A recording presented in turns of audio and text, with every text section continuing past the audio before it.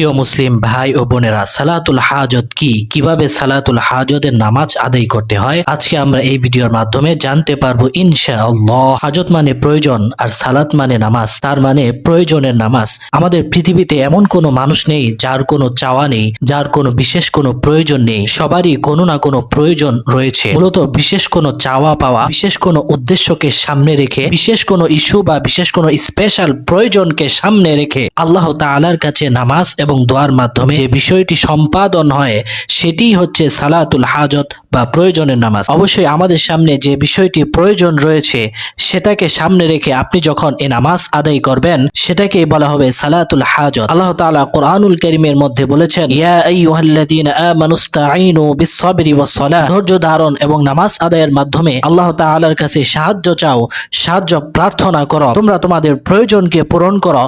আর নবী করিম সাল্লাল্লাহু আলাইহি ওয়াসাল্লামের হাদিসে পাক থেকে আমরা যেটা জানতে পারি যে যখনই নবী করিম সাল্লাল্লাহু আলাইহি ওয়াসাল্লামের সামনে কোনো প্রয়োজন বা তিনি কোনো সমস্যার সম্মুখীন হতেন বা কোনো পেরেশানি সামনে আসতো, তাৎক্ষণিকভাবে তিনি নামাজে দাঁড়িয়ে যেতেন এবং সেটা নামাজের মাধ্যমে সমস্যা সমাধান করার চেষ্টা করতেন। প্রিয় মুসলিম দিনী ভাই ও বোনেরা, আপনি এই নামাজটি তখনই পড়বেন যখন কোনো প্রয়োজন আপনার সামনে আসবে কিন্তু সেটা সমস্যা আপনি সমাধান করতে পারছেন না, সেটার মাধ্যমে আল্লাহ তাআলার কাছে 2 রাকাত 4 রাকাত বা যত প্রয়োজন তত রাকাত নামাজ আদায় করার মাধ্যমে আপনি সেই সমস্যাটি আল্লাহ তাআলার কাছে পেশ করবেন। ইনশাআল্লাহ সেই সমস্যা সমাধান হয়ে যাবে। যখনই নবী করিম সাল্লাল্লাহু আলাইহি ওয়াসাল্লামের সামনে এমন কোনো বিষয় আসতো, তিনি তাৎক্ষণিকভাবে নামাজে দাঁড়িয়ে যেতেন এবং এর মাধ্যমে তা সমাধান করতেন। প্রিয় মুসলিম দিনী ভাই ও বোনেরা, আমরা এই নামাজের পর যে দোয়াটি করব সেটি হচ্ছে সুবহান রাব্বিয়াল আযীম আলহামদুলিল্লাহি রাব্বিল আলামিন আসআলুকা মুজিবাতি রাহমাতিক ওয়া আযাইমা মাগফিরাতিক ওয়াল গনিমাতা মিন